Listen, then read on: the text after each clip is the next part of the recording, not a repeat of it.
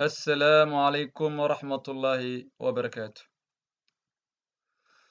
kusoo dhawaada mar kale shanaalkeena Theory of Somali. Waan ugu talagalnay walaalaha reer Netherland iyo Belgium iyo Yurub inteeda kaleba inay ka faa'iidaystaan barashada gaari wadida qaybtiisa koowaad oo ah waa theory aragti guud ahaan inaad ka barato insha Allah. waa cajaladeenan loo yaqaano bullet cashirkiisii saddexaad isku dayi doonaa insha Allah inaan sharaxo.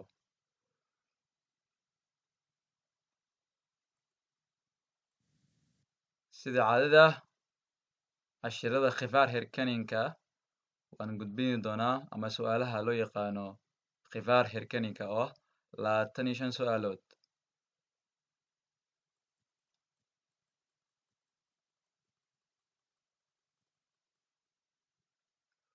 su-aasha inoogu horeysa 40ka su'aal oo loo yaqaano verkeersregels en inzichten. Nu start het tweede deel van het theorie-examen. Haddeertaan waxaa bilaabanaya qaybtii labaad oo imtixaanka theoriga.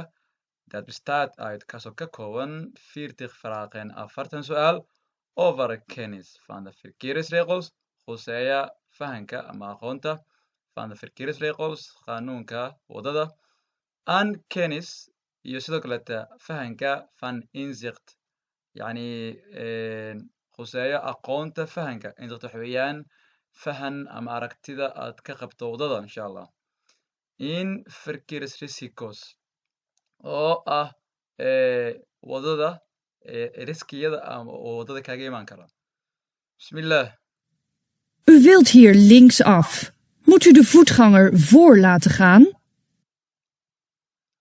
Halkan waxaa la yiri u wilt hier linksaf su-aasha hore. Halkan waxaad doonaysaa gaariga jaalaha elka ayaad tahay adiga. waxaad doonaysaa inaad u laabato dhanka bidix. ma ku qasban tahay inaad fasaxdo adiga footgangarka waxa loo yaqaano oo qofka isticmaali doona lugtiisa insha Allah oo dhanka bidix kaga yimaaday oo doonaya inuu hortaada maro adigoo dhanka bidix u laaban raba. maya nagama laha waxaan dhahaynaa insha Allah nay. jawaabta waxay weeyaan nay. sababtoo qofkan dhinaca ayuu ka yimaaday hore ayuun horteena ayuu rabaa inuu maro mana haysto wax loo yaqaano zebra path wadadii rabta caddeed oo ahayd in uu qofka leeyahay hadduu u taalo. qaab kale oo jiri ah oo ku lahaan lahaa way jirtaa waana casharada soo socda aan ku arki doono insha Allah tacaala. hadduu halkaa uu taagan yahay uu dhaho hadduu halkaa taagan yahay uu dhaho halkaas ayaan aadaya dhinaca guriga xiga oo adigana meeshii unaad u laabanayso waxa weeyaan markaas dhabarkiisa ayaad aragtaa. marka asagaa tooska ah aad noo laabanaysaa waad siinaysaa. marka adiga ayaa hortiisa maraya. That's why waa inaad siisaa. hadduu guriga dhinaciisa taagnaan lahaa oo dooni lahayna inuu inta soo rabo haddana wejigiisaad aragtaa ama xabadkiisaba haddana waa siin lahayd ama buuba kaan lahaan lahaa. dhanka kale hadduu ahaan lahaa sidoo kaleete haddaad adigu leexanayso oo asigana inta taagan yahay oo guriga dhinaciisa u socdo wuu kaa leeyahay. hadduu guriga dhinaciisa taagan yahay oo intuu soo rabo sidoo kaleete si lamid ah wuu kaa lahaan lahaa. dhibaato ma lahan. marka hadda nagama lahan maadaama aanan wadadiisan maraynin. insha Allah waxaan leenahay su-aasha hore nay. Bij welk bord mag u 80 km per uur rijden? A. Bord A. B. Bord B. C. Bord A en B. su-aasha xigta waxaa la yiri by welka boodkeeba ama calaamadeeba maq uu lagu ogol yahay adiga 80 km per uur riding inaad ku socoto 80 km saacadii inaad ku socoto ama uu noqdo xawaarahaada oo xagga baabuurka mise ah ee gaariga waxa weeyaan xawaaraha lagu ogol yahay ama boorka lagu ogol yahay xawaaraha inuu 80 noqdo midka aaga ah. sababtoo ah midka aaga ah wuxuu leeyahay waxaad ka baxday waa magaalada gudaheeda waad ka baxday. midka beyga ama badaaba waxaa ku qoran Helmond. Helmondna waa magaalo ku taala waddanka Netherland. hadday doonto magaalo ha ahaato ama hadday doonto ha ahaato tuulo, hadduu magacaa meesha ku qoran ay tahay boor buluugan oo aanan waxba lahayn, waa magaalo. markaana waxaa lagu ogol yahay inaad ku socoto 50 hadduusan boor kale uu xawaaro kale ka duwan uusan ku siinin. midka aaga ah marka midka aaga ah waxa weeyaan magaaladii waad ka baxday. marba haddaad magaaladii aad ka baxday oo lagu yiri stripe mise riga guduud ah ayaa lagu saaray, waxay ka dhigan tahay inaad magaaladii ka baxday. haddii aad magaalada ka baxdayne waxaa lagu ogol yahay si automatically ah inaad ku wadi karto 80 saacaddii orodkaada, maadaama magaalada gudaheeda uu ahaa 50, haddaad ka baxaysana waa 80 ayaa lagu ogol yahay weeyaan. haddii asigana sidoo kaleeto aanan xawaaro kale oo kaa ka duwan uusan ku siinin, hadduu xawaaro kale uusan ku siinin, waxaa si automatically aad u ogtahay inaa xawaarahaada uu noqonayo 80. waxaan leenahay marka boorkana loo ogol yahay inaan ku socono 80 waa midka aaga ah uu dhahay magaalada way ka dhamaatay.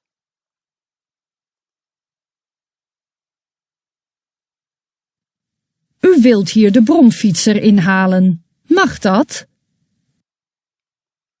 waxaa la yidhi halkan waxaad doonaysaa adiga oo gaariga cadka wato oo elka ah oo aad ku baranaysid, waxaad doonaysaa u wilt hier halkani waxaad doonaysaa adiga the bromfietser mootada loo yaqaano inaad inhalen ku samayso.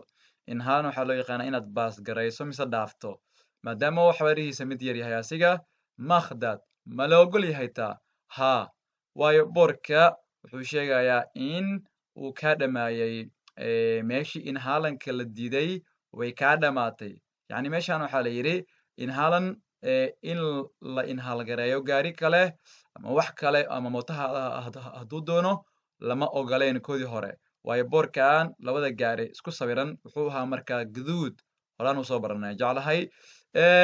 hadda mar gaduudkii waa laga tirtiray, 3 stripe ayaa la saaray oo ay tahay inaa inta qof dhaafto oo hadaati lagaa diiday hadeertan waa lagu ogol yahay. marka hadda waad dhaafi kartaa bromfietserka insha allah. waxaan leenahay yaa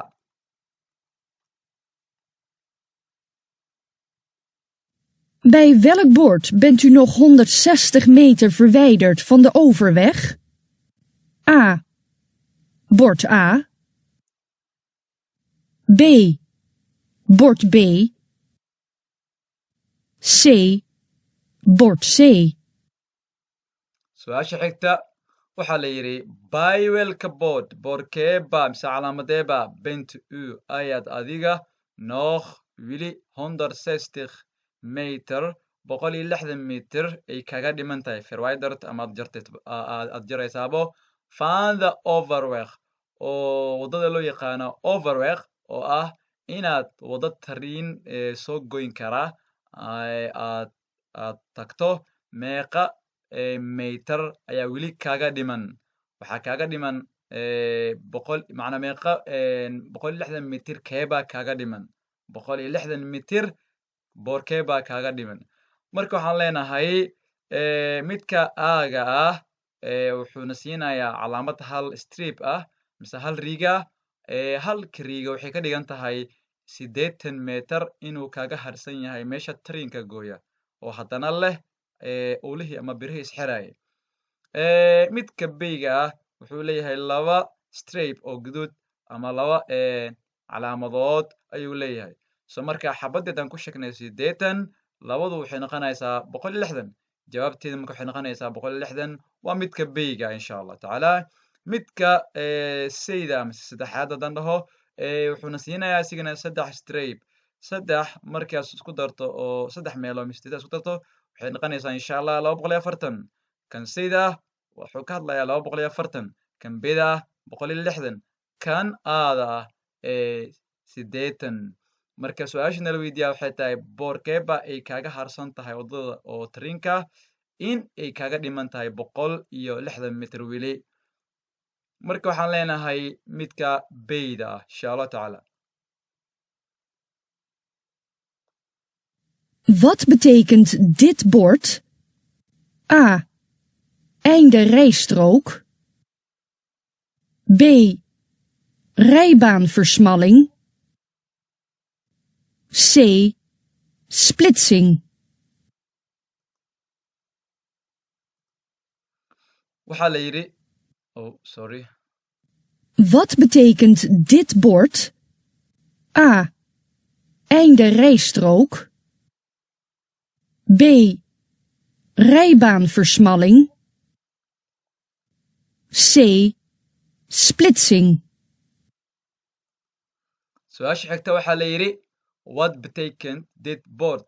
muxuu yahay macnaha boorkani bilowga ah mise buluuga oo 3 filaar tooska saaran iyo halka filaar leexanaysa. waxay ka dhigan tahay marka waa 4 leen oo wada ah oo highwayga ah 3na toosaysa halna laabanaya. marka wuxuu yahay boorkan magaciisa mise macnihiisaba splitsing. waxaa loo yaqaanaa kala qaybin, yani highwayga ayaa la kala qaybshay 3na toos bay aaday halna wuu laabanaya. taasi way sababta marka ayaa lagu bixiyay splitsing, kala qaybin ayaa loo yaqaanaa boorka.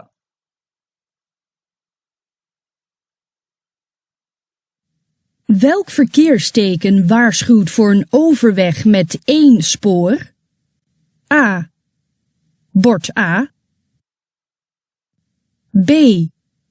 Bord B. C. Bord A en B.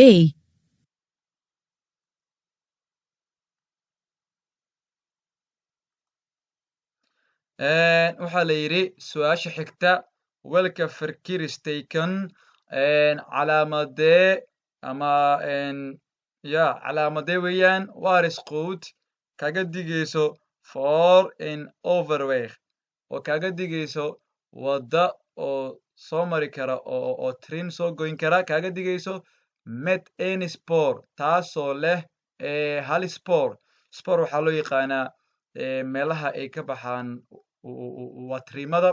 waxay leeyihiin dhowr spor ay kusoo xirtaan, waxay leeyihiin dhowr leeman uu maro khitaarku amaba watriinka ay maraan ayuu leeyahay. marka maadaama waddadan lagaga digay ee tahay waa meel uu soo goyn karo oo train, boorkee ama calaamadee kaga digaysa inuu meeshaas ay leedahay hal spor keliya. macnaa hal spor keliya waxa weeyaan hal lane oo soo goyn kara oo train mise hal stroke oo train oo soo goyn karo ayaa laga wadaa. yani waddaad socotay intaa kimaad oo kaleete meel train soo gooyay ayay tahay. marka meesha trainka goyn rabo kale wuxuu leeyahay hal lane keliya. keebaa kaga digayo wey. haddii kale waxaa laga yaabaa inuu hal stroke leeyahay, 2 stroke, 3 stroke oo leeyahay oo kaleete oo dhici karto dhowr oo train inay isku maraan. marka halda waxaan leenahay kee kaga digaya meel hal spor lah waa midka aaga ah oo halka x mataqaana ku taal ka waxaa kaga digaya meel train soo goyn kara oo leh hal spor keliya. midka labaad oo bayga ah oo labada x isku xigta leh waxaa loo yaqaanaa waa twisporen of mir. wuxuu leeyahay marka 2 spor iyo ka badan. wuxuu kaga digayaa iska jir meeshan trainka soo goyn doono waxay leedahay 2 spor mise ka badan. ku tasho insha Allah. waxaan leenahay marka anaga waxaa nooga digaya midka hal sporka leh waa A.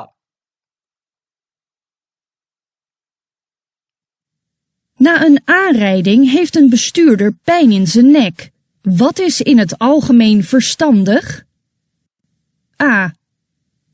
De bestuurder uit de auto halen en plat neerleggen. B. De bestuurder in de auto laten zitten.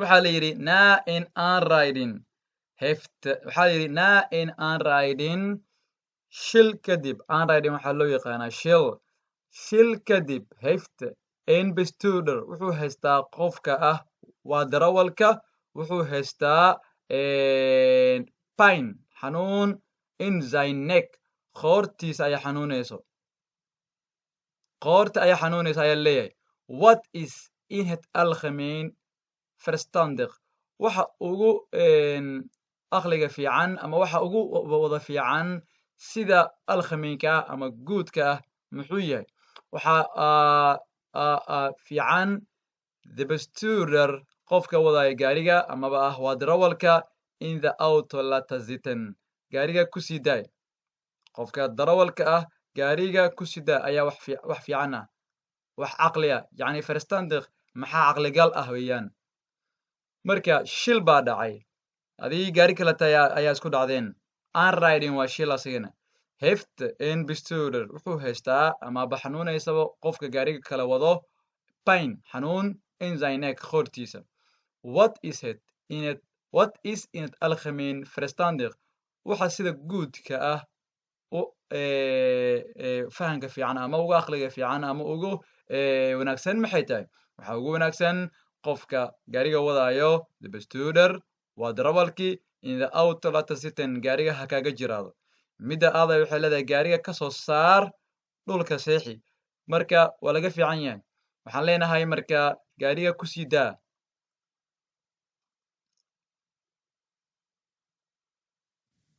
Wanneer kan in het algemeen de bandenspanning het beste gemeten worden?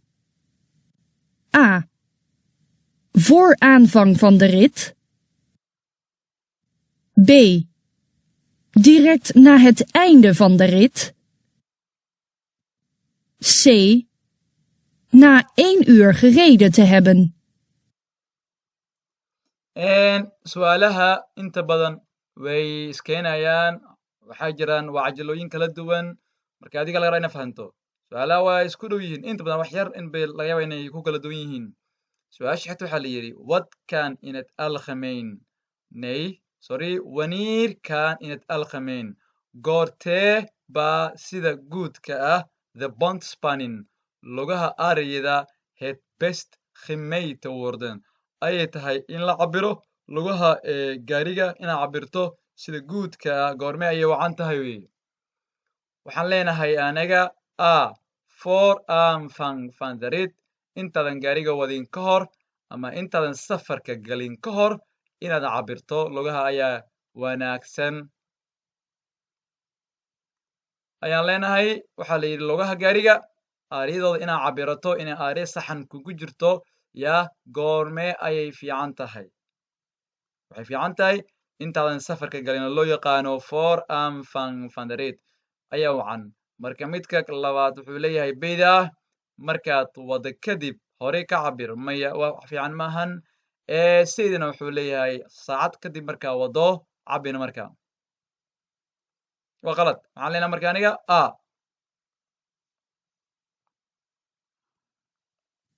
Het zicht is niet ernstig belemmerd. U voert mistvoorlicht in combinatie met dimlicht. Mag dat?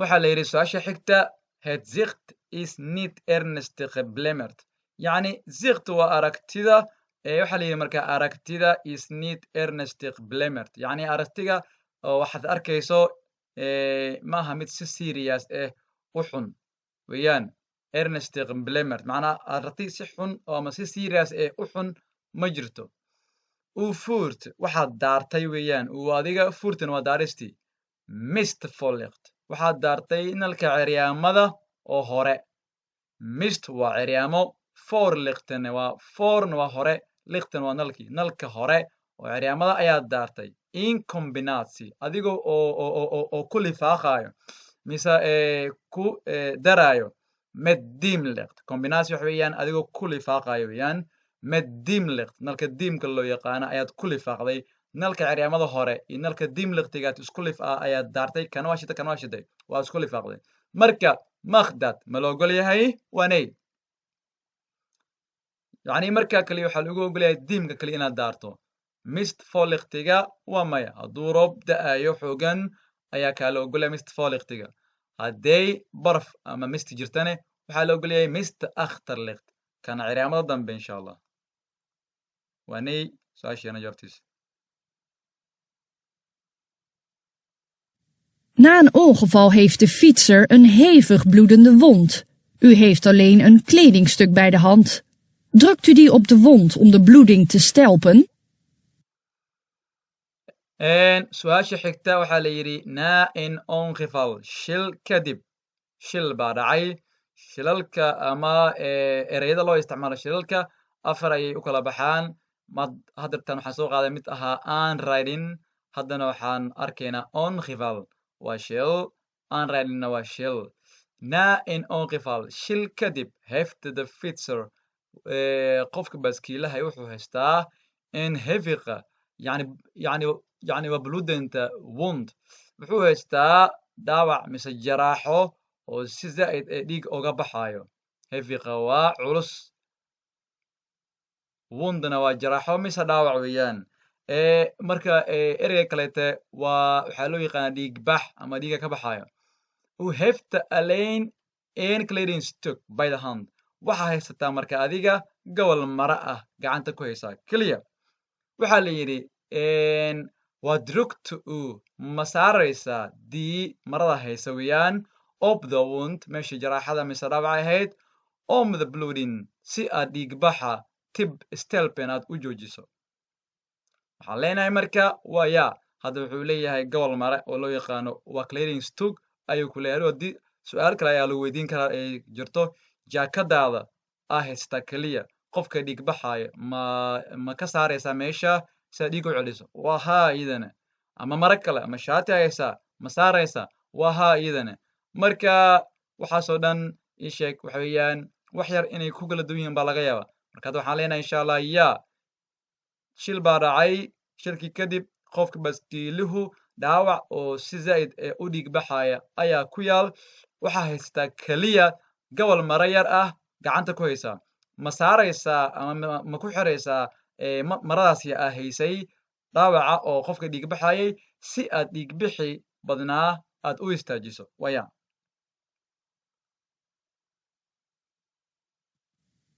U kunt brandstof besparen door A. Altijd alle versnellingen te gebruiken. B. De motor warm te laten draaien voor het wegrijden. C. De banden op de juiste spanning te houden.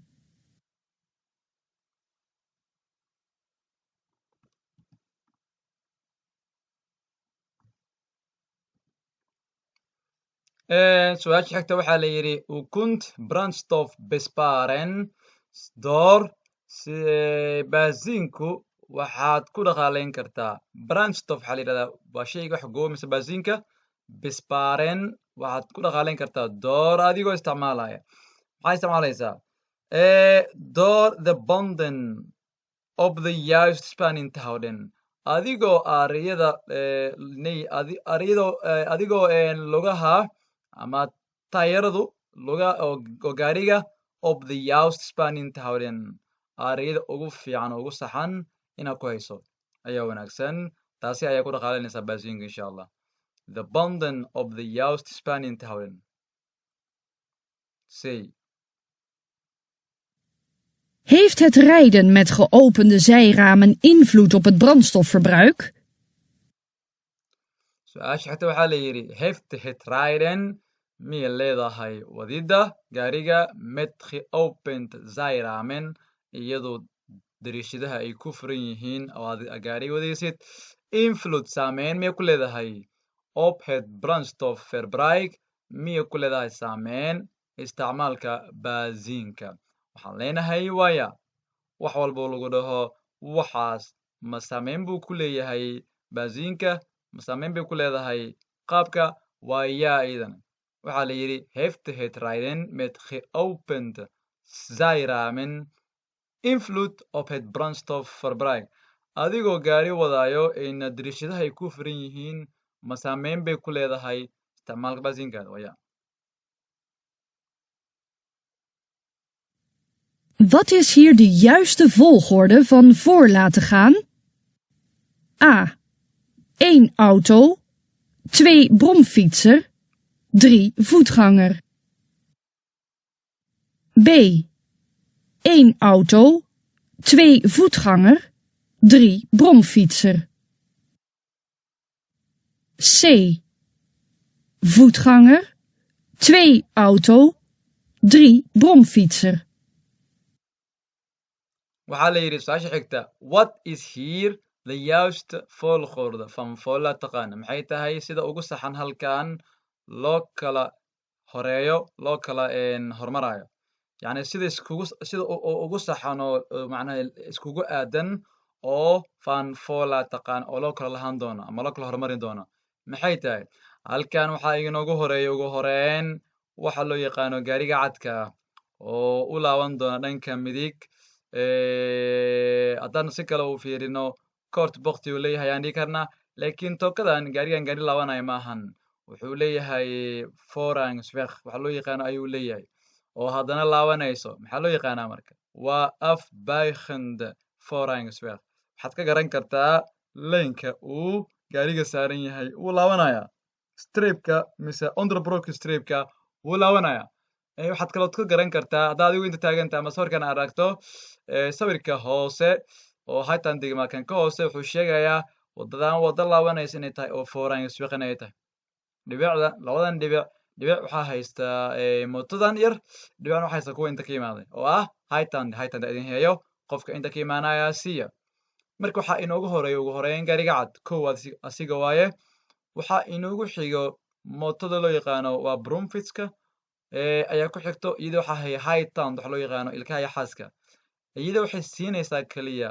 waa darawaliin oo oga imaaday dhanka midig iyo dhanka bidix iyo sidoo kale kan oo kale oo laabanayo leh afbuigende forangsweg laakiin waxa loo yaqaano voetgangers kama lahan hadduusan lahayn zebra kama lahan oo dhinacan ka imaaday marka waxaan leenahay waxaa ugu dambeeya voetgangerska waxaan dhihi karnaa auto gaariga bromfits mootada voetganger iyo qofka lugeynayo Welke volgafstand houdt u tenminste aan bij een snelheid van 120 km per uur?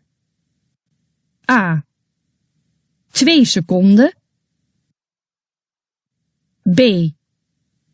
5 seconden. C. 3 seconden. waxaa la yidhi su-aasha xigta welka volgafstand yacni masaafada dabagalka teeba hawd ayaad haysanaysaa 10 minutes ugu yaraan aan by en snelheid marka uu xawaarahaada uu yahay van 120 kilometer per uur 120 saacadda ku socoto volgafstandka haddii ugu yaraan oo aad haysanayso inaad ceshato ay tahay muxuu yahay jawaabuhu hadday noqdaan mitiro horaan usoo sheegay hadday jawaabuhu noqdaan mitiro volgafstandka marka wuxuu noqon lahaa mitir ahaan u noqon lahaa 120kaad kala jari lahayd waa 65 ayay noqonaysaa nay waa 60 haddaa 120 kala jirto waa 60 kadibna 5 extra ku daraysaa waxaad ka dhigaysaa marka 65 laakiin haddeertaan wuxuu na soo saaray sekeeno hadday sekeeno tahay marka mar walbaba volgafstandka waa 2 seconden 2 seconden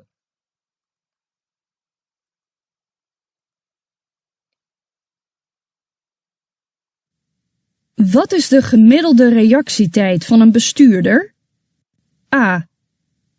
Minder dan een halve seconde. B. 1 seconde.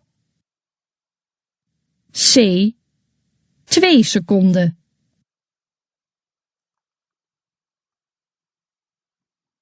waxaa la yidhi su-aasha xigta what is the gemiddeld reactietijd van een bestuurder muxuu yahay reactietijd waxaa loo yaqaanaa waqtiga oo qofka ka ficil celinayo reaction waa reaction oo ka yimaaday reactiedna waa time ama waqti yacni waqtiga oo dhexdhexaadka gemiddeld waxa weeyaan dhexdhexaad maxay tahay waqtiga ka falcelinta oo dhexdhexaadka ah ya fan and bestuder uu macnaha leeyahay qofka wadaya gaariga amaba ah waa darawalka. What is the khimidood reactitide fan and bestuder? Maxay tahay waqtiga dhexdhexaadka ah uu haysto qofka wadaya gaariga loo yaqaano bestuder?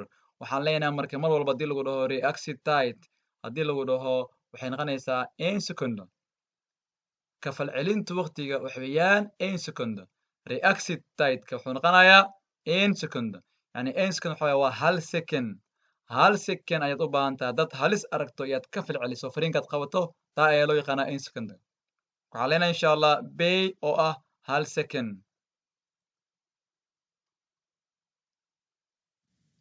Welke van deze factoren zijn van invloed op de stopafstand? A. Alleen de reactietijd van de bestuurder. B. Alleen de snelheid van het voertuig. C. De snelheid van het voertuig en de reactietijd van de bestuurder. Su-aasha xigta waxaa la yidhi welka van deze factoren. qodobadan keeba zijn van invloed ayay tahay inuu ku leeyahay saameyn op de stop afstand masaafa istaaga oo gaariga. yani stop waa istaagid, afstandna waa ma nafaaska u baahan tahay inaad istaagto oo ku istaagto ama aad u baahan tahay spaceka u baahan tahay inaad ku istaagto. marka qodobadan keeba ku leh saameyn istaajinta gaariga. yani hadduu qofka halkan fariin ka qabto ama hadduu qofka halkan ku arko halista in yar wuxuu u baahnaanaya halistaas inuu ka falceliyo oo ah 1 secondiga waa dhowr mitir. haddana markuu fariinka ku istaago ilaa uu gaariga ilaa uu gaariga uu ka istaago wuxuu u baahan haddana dhowr mitir oo kaleente. labada qodob ayaa waxaa noqonaysaa stop afstand dhowrka mitir. marka su-aashii waxaa la yidhi qodobadee ayaa saameyn ku leh masaafa istaajintu gaariga. waxaan leenahay a wuxuu leeyahay reactitide van de bestuurder ka falcelintu qofka wadaya gaariga amaba ah waa darawalka. b waxay leedahay maxaa ku yaradaa ii sheega xawaaraha uu ku socdo qofka gaariga labadaas mid way kala saareen. alleen keliya waxaa ku leh ay leedahay ah qofka ka falcelintiisa waqtiga ka falcelintiisa uu ka falceliyo oo darawalka ah. bay waxay leedahay keliya waxaa ku leh saameyn xawaaraha oo gaariga uu ku socdo. marka waxaan leenahay anaga say labadaba waan isku dareynaa waayo qofka gaariga wadaya hadduu reactitidekiisa hooseeyo mataqaanaa saameyn bay ku leedahay mataqaanaa masaafa istaajinto istaaga gaariga. okay orodka uu gaariga ku socdane waxay ku leedahay saameyn labaduba mataqaanaa waan isku dareynaa insha allah waa sayda. waayo qof walba qofku uu ka feejigsan yahay ayuu ka reaction fiican yahay oo macnaha wuu ka dhow yahay oo la jeedaa. reactitide-ka waxa weeyaan waxaad aragtay isla markaa ka falcelisay. hadduu qofka daalan yahay ama uu isticmaalo daroogo iyo wax la mid reactitide-kiisa wuu yaraan karayaa. marka waxaan leenahay c insha allah labadaba waa isku jamcinaynaa. U heeft autopech. De meest veilige plaats voor u als bestuurder is in het algemeen A. In de auto verblijven. B. Op de vluchtstrook verblijven. C. Achter de vangrail verblijven. su-aasha xigta waxaa la yidhi u heeft autopech adigoo gaariga wata waxaa heshay nasiib daro oo baabuur. waxaad haysataa mase ku qabsatay nasiib daro baabuur. yani auto waa gaari pechna waa nasiib daradii. laakiin waxaa loola jeedaa gaariga ka halaawo keliya. the meeste veilige plaats meesha ugu badbaadada badan leh for u oo adiga als bestuurder ka darawal ahaan inaad alqamin sida guudka ah waa halkee. waxaan leenahay halka uu taagan yahay qofkan taleefonka wato oo ah qofka bestuurderka ah oo gaarigan wadaya ka halaysan. waxa weeyaan marka akhtar the vangrail yani gadaasha oo loo yaqaano birta vangrailka inay istaagto. Verbleiben inaad joogto. Dus waxa wanaagsan akhtar the fangrel birtan dheer gadaasheeda inaad istaagta kuron. Yacni gaariga waad ka baxee. Waa laysan yahay. Caawinaad baa mataqaanaa aad wacane. Gadaal birta gadaasheeda istaagay. Meesha ayaa kuu badbaado badan leh. Sababtoo ah hadduu inta gaariga aad istaagto halkaan mise aad gaariga kusii jaraato baabuurta soo cararayso ama hawiga saaran wax macquul ah inuu ayaga wax ka dhaco ama si lama filaan gaarigan adiga aad leedahay u halaaway ay ugu dhacaanbo waana arrin aanan ahayn mid ku jirto badbaadada marka waxaa fiican meesha dambe birta dambe gadaasheeda waana say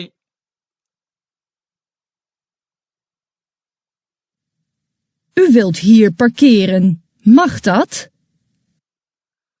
waxaa la yidhi u wilt hier parkeren adigoo gaariga wata oo eel ka saaran halkan inaad gaariga dhigato aadna ka dhaqaajiso ayaad rabtaa magdad ma la ogolyahay waa may waa nay u wilt hier parkeren halkan inaad gaariga dhigta ayaad doonaysaa halkan magdad ma la ogolyahay waa nay sababtay nay ku tahay maxay waaye waxay nay ku tahay meeshaan aragto waa parking sida caadiga ah parking weeye laakiin iyay u tahay dadka handicapka ah dadka dhiman ama oo xooga xanuunsan ayay u tahay ama qof maxaa ku dhahay sheege oo gaari isticmaalo oo laakiin qof handicap ee mar walba gaarigu saaran yahay ayaa meeshaas loogu talagalay inay u ahaato free adiga waad istaagi kartaa alaabna inaad dhigto adna ka qaado dad aad dhigto dadna ka qaado waa lagu ogol yahay laakiin inaad parking dhigato gaariga ka degato danaysato waa mamnuuc ama taa inaad istaagto meesha telefoonad ku hadasho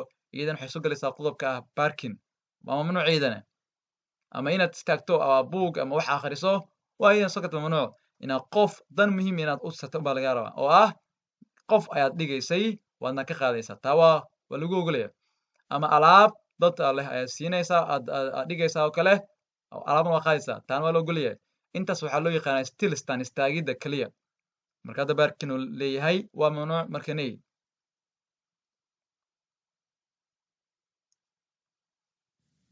U rijdt overdag met dimlicht. Mag dat? su-aasha xigta waxaa la yidhi u ride overdag maalinka waxaad ku wadaa met dimlicht nalka loo yaqaano dimlicht magdad ma la ogol yahay waa ha dimlichtigu mar walba hadduu ku daaran yahay waa lagu ogol yahay dhibaato kuma jabna u ride overdag met dimlicht maalin ayaad ku wadaa nalka loo yaqaano dimlichtiga magdad ma la ogol yahay waxaan dhahaynaa insha allah ya waa la ogol yahay kan la diiday maalinta waa kharood likhtiga nalka weyn noyd ma la daari karo midka kaloo la diiday waa mist likhtiga hadduusan baraf ama aysan jirin ceryaamo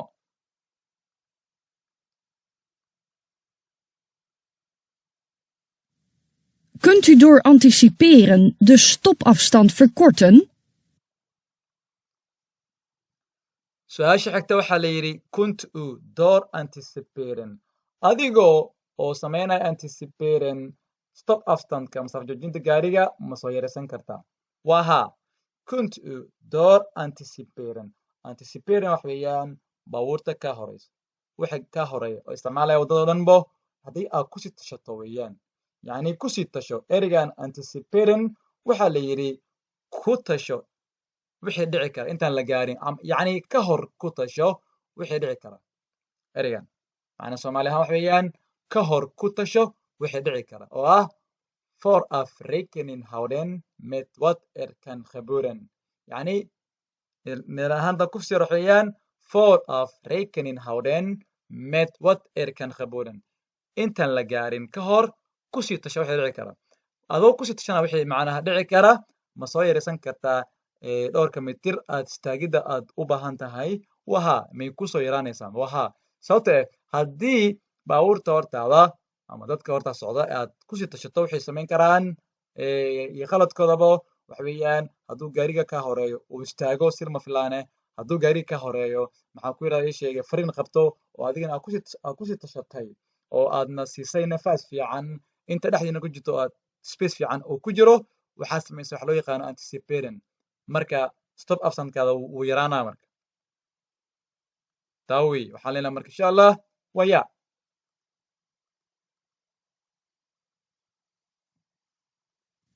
U heeft de laagstaande zon in de rug. Wat moet u doen om de zichtbaarheid van uw voertuig te verhogen? A. Groot licht ontsteken. B.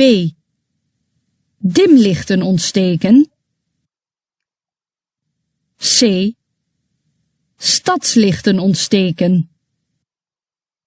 su-aasha xigta waxaa la yidhi u heeft de laagstaande zon waxaa ku haysato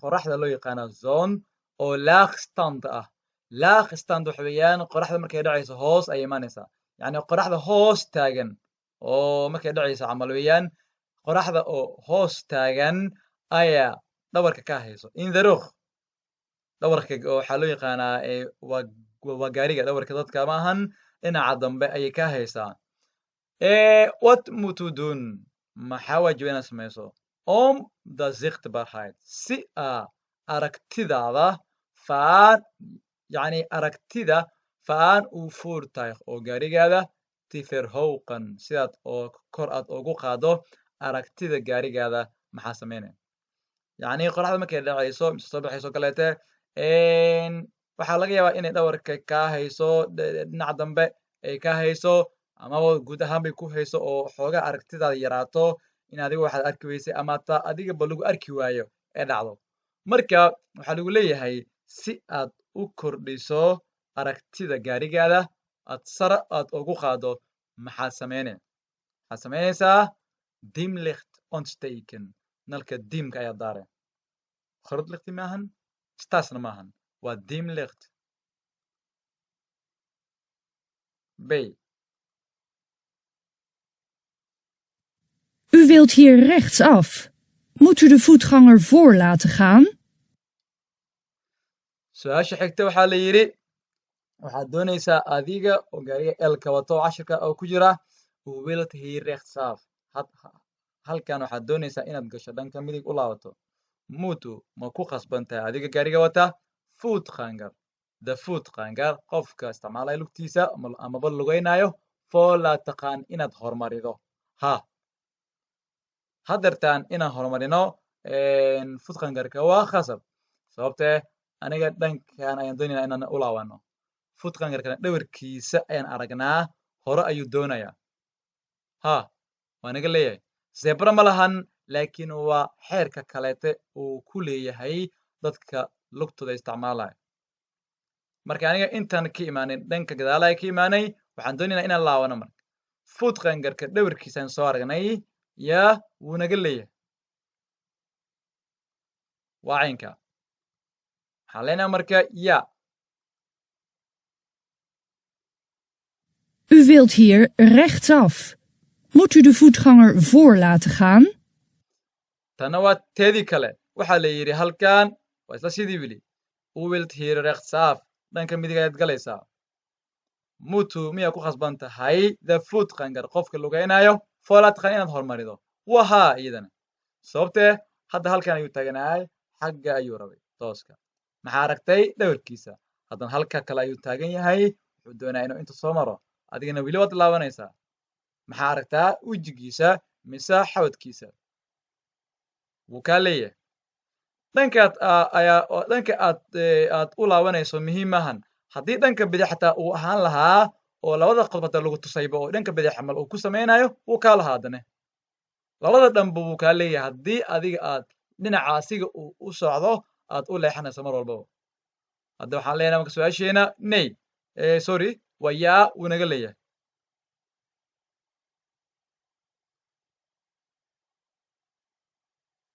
Voor wie is het gebruik van dit pad verplicht?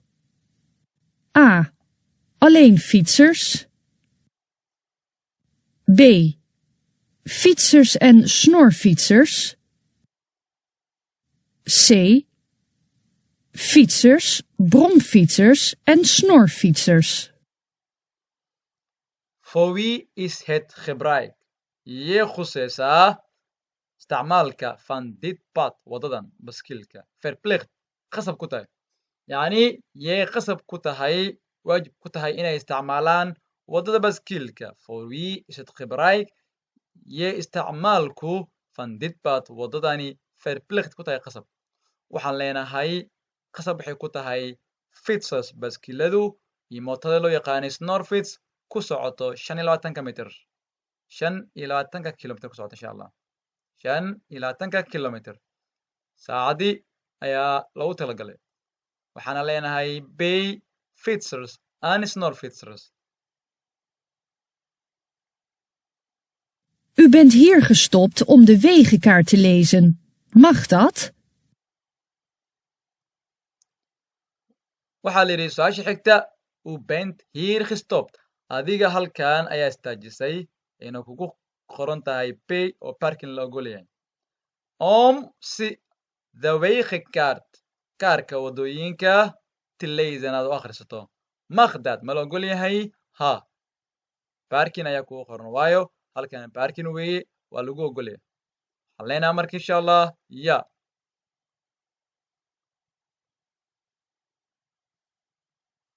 Wordt u hier gewaarschuwd voor een voetgangersoversteekplaats? su-aasha xigta waxaa la yidhi word uu hier gewaarschuwd halkani miyaa lagaaga digaya boorarka saddex geesoodka ah oona dhinaca madaxa kor u jeedo oo wax lagugu qoray mise sawir lagu saaray waxaan sheegnay inay tahay waarischuwingsborden boorarka digniinaha marka hadda su-aasha waxaa la yidhi word uu hier gewaarschuwd halkani adiga miyaa lagaaga digayaa for in voetgangers overstake plus in aad ku dhowdahay mise aad bagalayso waddada loo yaqaano sebraha yacni voetgangers overstake plus waa eray dheer laakiin waxaa kaleeto la macnaa zebra pad waddada cad oo dadka ay maraan ayaa loo yaqaanaa voetgangers overstake plus maya ayaan leenahay marka su-aasha halkan waxaa lagaaga digayaa caruur ama ilmo mise kinderen halkan waxaa lagaaga digayaa hier ayaa lagu yiray let op iska jir hier kunnen kinderen spelen of oversteken halkan caruur ayaa ku ciyaari karto wayna goyn karaan waddada waxaa kaaga daliil ah qof weyn macnug weyn iyo canug yar weeyaan kan marka waxaa lagaaga digayaa sawirkan hadaa aragto waxaa lagaaga digayaa ilmo keliya waxaan leenahay marka ney su-aasha waa qalad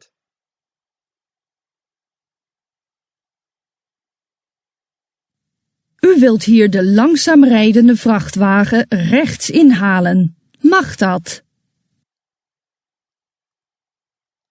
su-aasha xigta waxaa la yidhi u wilt hier halkan waxaad doonaysaa adiga the langzam rident gaadhiga weyn oo si tartiibka u wado inaad dhanka midig ka dhaafto rechts inhalen maqdad ma la ogol yahay waa ney waxay ney ku tahay sida caadada ah normaalka qof waxaad ka dhaafi kartaa dhanka bidix hadda laakiin dhanka bidix gaariga weyn ayaa ku sugan dhanka midig kama moodi karto adiga dhowr arrin unbaa lagu ogolay inaad dhanka midig aad ka moodo marka calaamadda ay tahay waa block markerin ayaa dhanka midig aad ka moodi kartaa laakiin hadday calaamaddu tahay mid strape oo loo yaqaano waxaa loo yaqaanaa waa underbrook strape waa calaamadda duduuban taas waxaa loo yaqaanaa underbrook strape taa dhanka midig wax ku dhaafto lama ogolo mamnuuc weeyaan hadday ahaan lahayd midda sida buskutka camal ama cycle cluncheska sida korta camal u samaysan yaa oo afrigeeska ah taa hadday ahaan lahayd oo adigana dhanka midig aad ku sugan tahay reeks waad ka dhaafi lahayd si dhanka midig waad ka moodi lahayd waa lagu ogolyahay laakiin haddeertaan calaamadda waa mid strapeka keliya lama ogolo iyo markaad joogto filo inaad dhaafto midigta waa la ogolyahay iyo markaa mataqaana ku jirto rotondo inaad midig dad u dhaafto waa la ogolyahay reksbo links iyo reksbo iyo marka qof uu laabanayo dhanka bidix inaad dhanka midig aad ka dhaaftana waa lagu ogolyahay laakiin haddeertaan waa ney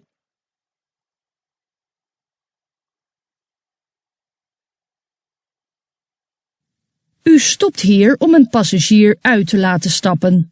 Mag dat?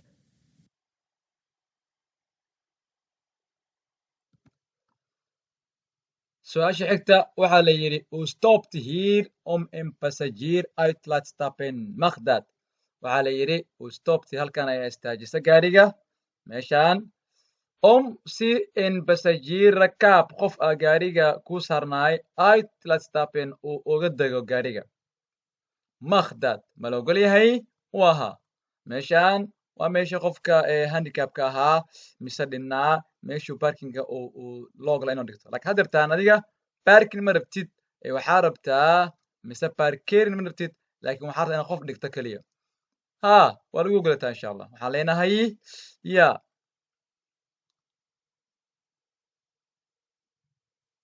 Wat is hier de juiste volgorde van voor laten gaan? A. 1 rode motor, 2 auto, 3 gele motor, 4 vrachtwagen. B. 1 auto, 2 rode motor, 3 gele motor, 4 vrachtwagen. C. 1 rode motor, 2 auto, 3 vrachtwagen, 4 gele motor. su-aasha xigta waxaa la yidhi what is here the juiste volgorde van voor laten gaan sida maxay tahay halkan sida iskugu toosan oo la kala baxayo mise loo kala leeyahay mise loo kala horumarin doono maxay tahay halkan sida iskugu aadan van voor laten gaan oo loo kala horumarayo waxaan leenahay ugu horeyn halkan waxaa jiro wax loo yaqaan xeer mise regel jiro qaanuun sharci ayaa la arkaa maxaa sharciga waxa weeyaan mootada guduud waxay haysataa wax loo yaqaano voorrangsbord mise voorrangsweg loo yaqaano oo in wadadani tahay wadada mudnaanta ee saarta wadada guduuda sidoo kale mid lamid gaariga cadkane wuxuu la haystaa mootada guduudan isku xeer ayay yihiin mise isku reeqo marka waxaan leenahay ugu horeyn waxaa baxaysa mootada guduuda horta taas intaan u gudbin ka hor gaariga weyn iyo mootada labadoodan ayaga waxaa haya isku xeer oo waxaa la yidhaha ayaga gaariga istaajiya stop wixii bestuurdaas oo kaaga yimaada dhanka bidix iyo midig sii wadada labadooda waa isku mid isku xeer ayay haystaan ayagana kuwa warkooda hano dambe ugu horeyn dadka mudnaanta mudan aan u kala gala qaadno ayaga marka maadaama ay leeyihiin isku xeerkii waxaan leenahay insha allah ugu horeyn waxaa baxayso mootada guduuda maadaama wadada tooskee rabto gaariga cad maadaama asigana sidoo kaleeto uu haysto voorrangsweg uu laawanayo asiga ayaa ku xiga mootada dadkan weli wuu ka leeyahay laakiin asiga iyo mootada waxaa loo kala lahaysiiyey in maxaan ku yidhahdaa ii sheegay uu kana toos rabo kana laawanayo laawadka ayaa waxaa mudan qofka tooska ayaa mudan kan laawanaya ayuu ka mudan yahay markay isku reyqal yihiin isku wadan ay saaran yihiin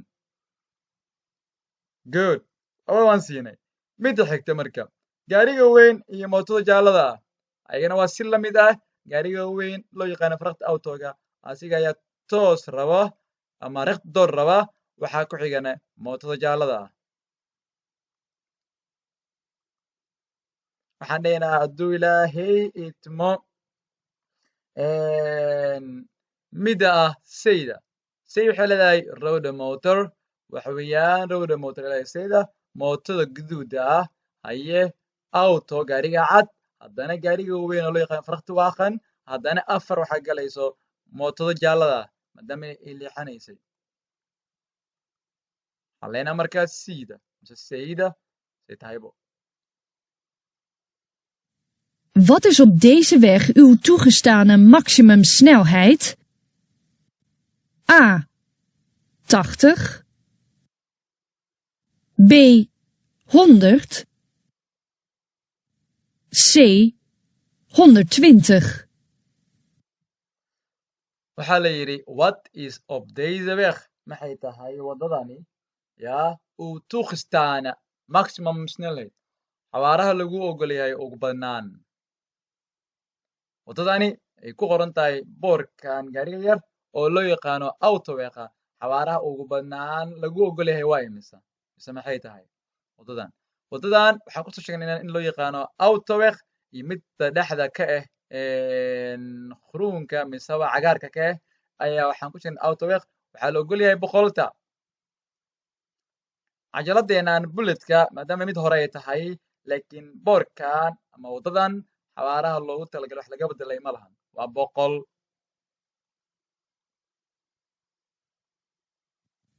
U keert hier. Mag dat?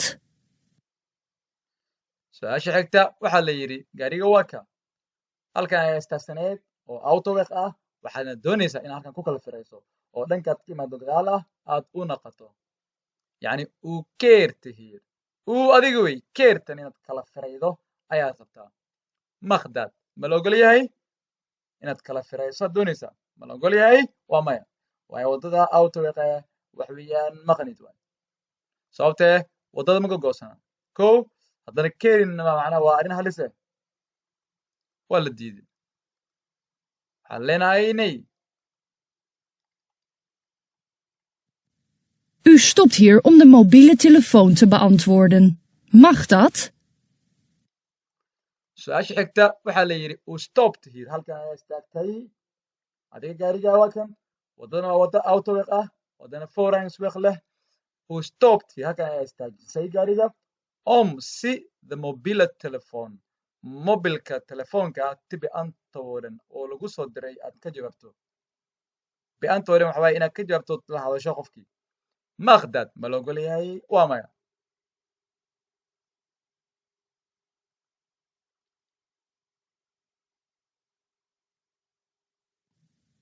U wilt hier de langzaam rijdende motor inhalen. Mag dat? su-aasha xigta waxaa la yidhi uu wilt here halkan waxaad doonaysaa adiga gaariga eelka wata the langzam rident motor inhalen mootada sida tartiibka u socoto inaad inhalen ku samayso aad garab marto makhdad ma la ogol yahay waa maya sababtee boorkan ayaa diiday waxaa isweydiin mudan boorka waxaa ku sawiran laba baabuur isma dhaafi karto boorka waxaa ku sawiran laba baabuur isma dhaafi karto laakiin dadka qaar inays dhahaan inta baabuur kaliya le waaye mooto kuma sawirna maya wax alaala waxay ku shaqeeyeen motor ma mari kara waay macnaa isma dhaafi karaan weeyaan mootadana motor bay leedahay that's why meelaha qaar hal shay unbaa laga soo qaadaa wax kaleetana macnaha way wada socdaan marka boorka inaad fahamta macnihiisa ayaa muhiim laba baabuur waay baabuur gaduudan waxaa leeyahay haddaa adig kan kaa horeeyo ma dhaafi kartid weeye mootadana waa la mid bas waa la mid baabuur weyn waa la mid yani wixii ah motor voertuigen isma dhaafi karaan weeye dhexdooda hadda marka ma dhaafi kartaa mootada waa nay insha allah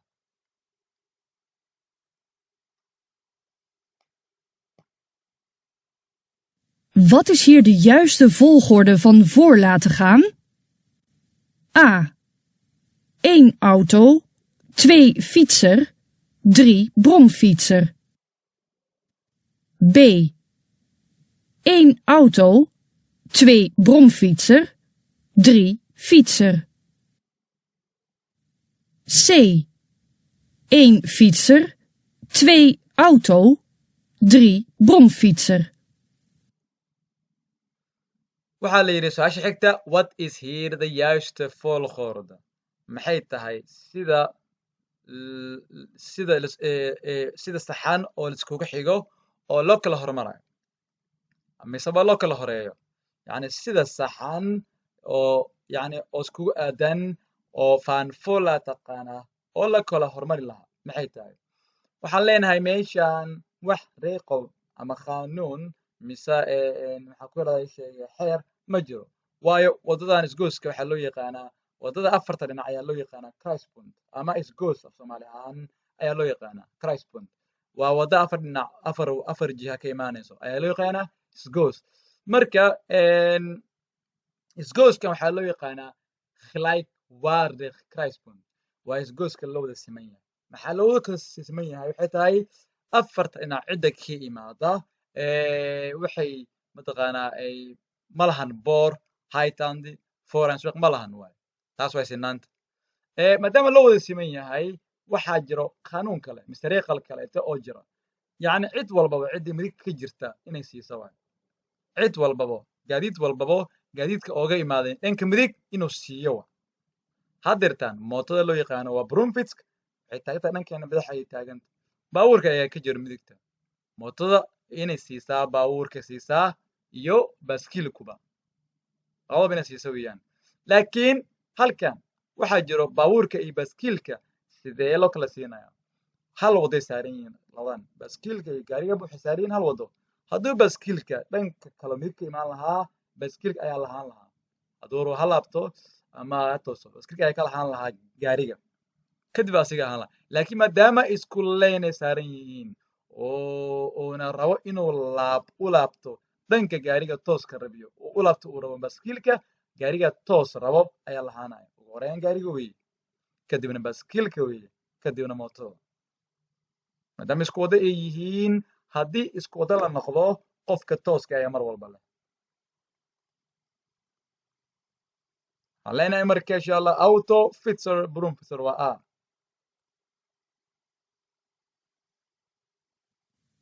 U rijdt 80 km per uur. Hoeveel meter volgafstand moet u houden? A. 60 meter. B. 45 meter. C. 20 meter.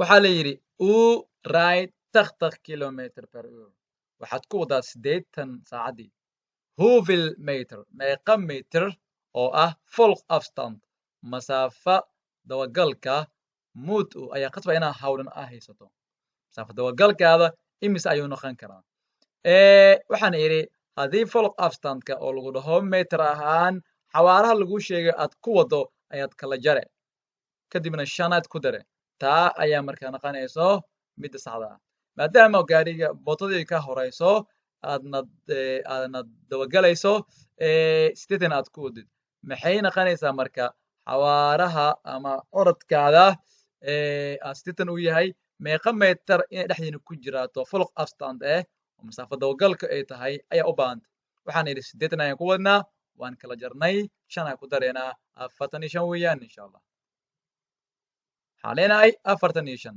bayda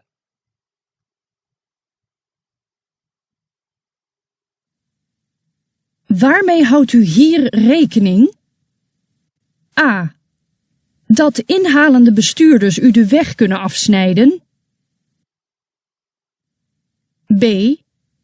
Dat u tijdig naar de linker rijstrook moet rijden. su-aasha xigta waxaa la yidhi waarmee houdt u rekening iska jilaali waarmee of wat moet je rekening houden inta badan cajaladaha ama imtixaamada theoriga way ku jiraan waarmee houdt u rekening waxa weeyaan halkeed ku tashane ama aad ku xisaabtamaysaa weeye marka maxaa xisaabta aad ku darsanaysaa su-aasha dadtan waxay tahay maxaa ku tashane waxaa ku tashanaynaa insha allah waa 2 boor ayaa halkan yaalo boorka hoose wuxuu mamnuucay wadadan in laysku dhaafi karin laysku samayn karin in haalan boorka koro jaalaha ah wuxuu sheegayaa wadadan waa 2 raystroke mise 2 lane ayuu sheegayaa laakiin dhanka bidix way soo dhamaan doontaa meesha yaro buurta yar ah waxay ka dhigan tahay in wadada halkaa ay kasoo dhamaanayso soo xirmayso aysan leenka bidixda uu qadka ka bixi doono laakiin kan midka midigta leenka midigta adi aad saaran tahay oo gaari eelka wadatid yaa waxa weeyaan mid dhamaanaya maaha wuu socon doonaa hadday sidaa tahay marka waxaa lagu yidhi maadaama kan aad artay boorkan oo wadada bidixda ay soo dhamaanayso strooga bidixda soo dhamaanayo maxaa ku tashanaya weeye waxaa ku tashanaysaa hadduu ilaahay idmo baabuurta inta ku sugneed dhanka bidix oo soo dhaaf gareeyeen soo inhaal gareeyeen in ay wadada ka afjaraan ay kasoo kala gooyaan oo ah inay hortaada silan filan ay kusoo galaan taa ku tasho waxa weeyaan marka that the inhalende bestuurders waxaan ku tashanayaa kuwa soo inhaal gareeyay oo dhanka bidix jooga oo doonayo oo wadada ay kasoo dhamaanayso oo raba inay wadadeeda soo galaan oo adiga the weg kunnen afsnijden inay wadada ka kala jari karaan oo ah ay hortaada soo horgoobi karaan marka kaayo ku tashanaya insha allah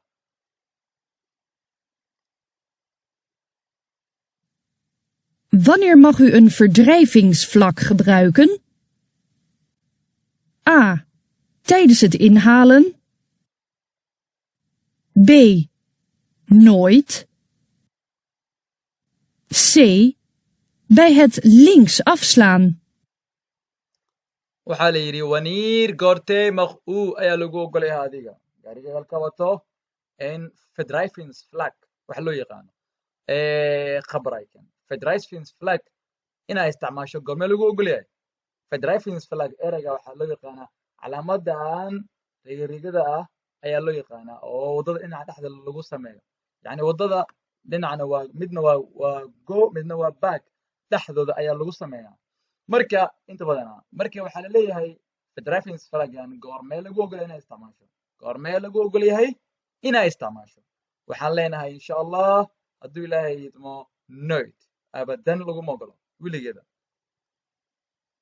waxaan leenahay insha allah waa bay waa noid U wilt met een fietsenrek rijden. Heeft dat invloed op het brandstofverbruik? waxaa la yidhi su'aal shaxigta wilt waxaad doonaysaa adiga met en fietsrek rijden waxaad doonaysaa regga baskiilada inaad ku wado heeft dat invloed maadaama kaas aad saaratay gaariga invloed saameyn may ku leedahay op het brandstofverbruik isticmaalka baasiinka waa haa waxaan hore usoo sheegay wax walba su'aal walba oo lagu dhaho saameyn may ku leedahay isticmaalka baasiinka waa yaa yacni fietsreg waxaa loo yaqaanaa fiets waa baskiilada regna waxaa loo yaqaanaa birta yar oo gadaalaad ku xirayso oo baskiilka ku hayn lahaa ayaa loo yaqaanaa reg marka waxaan leenahay fietsrega ku xirtay gaarigaada baskiilaa saartay yacni waa wax dheeraad ku ah gaarigaada extra ku ah taasi saameyn may ku leedahay isticmaalka baasiinka haa isticmaalka baasiinka wuu kordhayaa maadaama wax walbo extra ku ah mise dheeraad ku ah gaariga wuxuu ku leehaan doonaa saameyn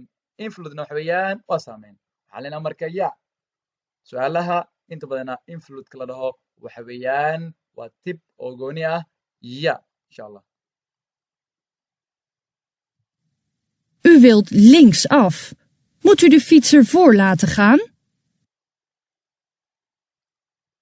waxaa la yidhi su-aasha xigta wilt links af waxaad doonaysaa adiga gaariga elka cadka wato waxaad rabtaa inaad dhanka bidix u laabato good mutu ma ku qasban tahay marka adiga ma ku qasban tahay the fietser baskiilaha qofka baskiilka wado foola taqaan inaad hormarido oo asigii ka hormaro maya sababta waddadan waa waddada sinaanta oo loo yaqaanay gelijkwaardig kruispunt waxaana sheegnay waddo walbo oo gelijkwaardig ah wax walba wax wadaayo oo loo yaqaano waa bestuurder amaba ah waa darawal wuxuu eegayaa waddadiisa dhanka midigta qofka ooga imaaday waddada dhanka midig asaga ooga imaanayso ayuu fiirinayaa haddii looga imaanayo wuu siinayaa marka baaskiilku waa bestuurder waxaa loo yaqaanaa waa darawal yaa ooga imaanaya marka dhanka midig gaariga elka gaarigeena marka waa inuu aniga naga istaagaa aniga ayaa kale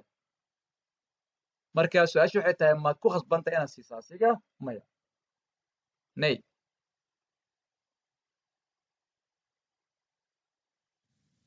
Wat is uw toegestane maximumsnelheid op deze weg? A. 100 km per uur. B. 80 km per uur. C. 50 km per uur.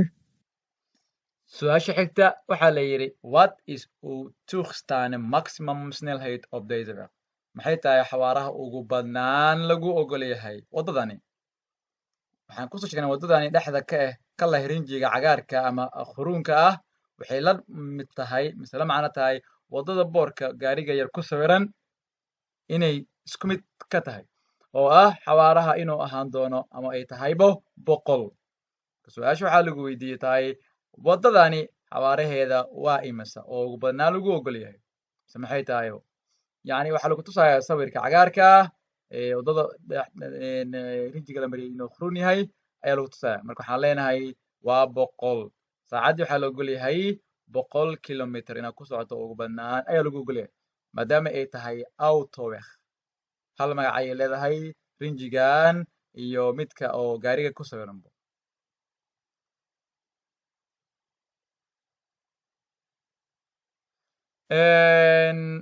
afartanka su'aalood sida ayaan ku dhammaynay waa 26 ilaa iyo 65 sida caadada ah waa 25ta kama jawaabno kamana shaqayno afartanka ayaa ah su'aalaha dadka ku dhibay imtixaanka CBR-ta ama xarunta imtixaamaha lagu wada loo yaqaano CBR marka waxaan isleeyahay in walaalaha ay ka faa'iidaan dubistaan aan sameeyey insha allah waxaan leeyahay asalaamu calaykum waraxmatullaahi tacaala wabarakaatuh kuna soo dhawaada channelkeena subxaanaka allahuma wabixamdik ashhadu an laa ilaaha illaa anta astaghfiruka wa atuubu ilayk